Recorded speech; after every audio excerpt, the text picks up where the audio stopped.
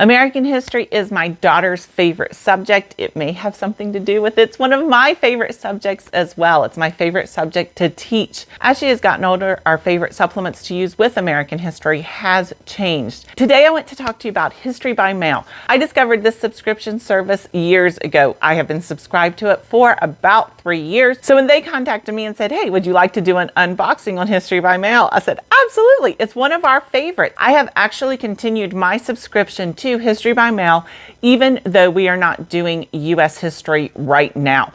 And the reason I did is multifold. Number one is I wanted to make sure that we still continued with that U.S. history component, even though we are working on world history. My daughter loves it so much. And so I wanted to have something that was a very easy approach to being able to include American history. Number two is when we go back to U.S. history in 9th grade, I want to have all of these letters. I think that they are amazing, and it'll be something that she can look at, she can touch, because my daughter is a kinesthetic learner, and so it's always fun for her to be able to open the letters and to get the mail. And number three is I love the way they present these historical documents. When we went to the archives in Washington, D.C., we were able to see some of the documents that are included in what we had already received in History by Mail.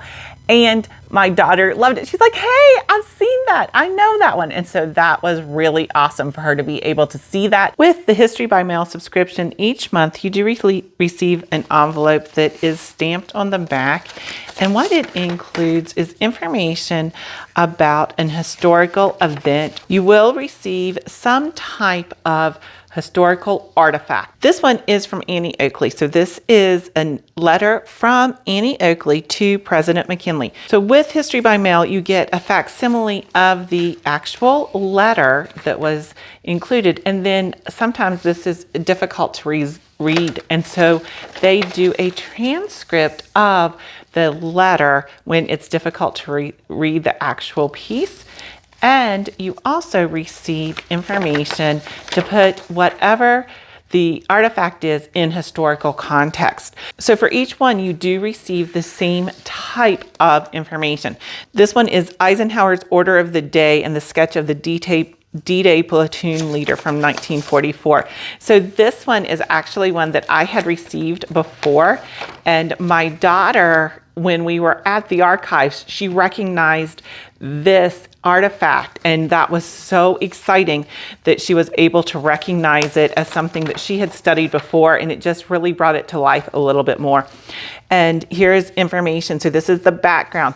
I love that they include the dates up at the top of each summary, because what I do is I include my historical letters from the United States in this binder. So any subscriptions that I have, I include in this binder. So for example, here is the one that I received earlier as part of my subscription for the Annie Oakley letter.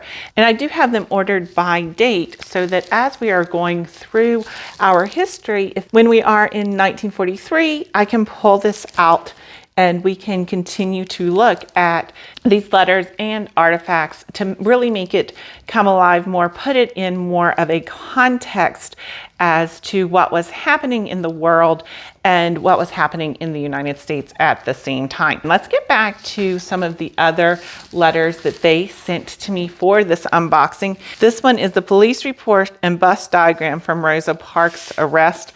This one was in 1955.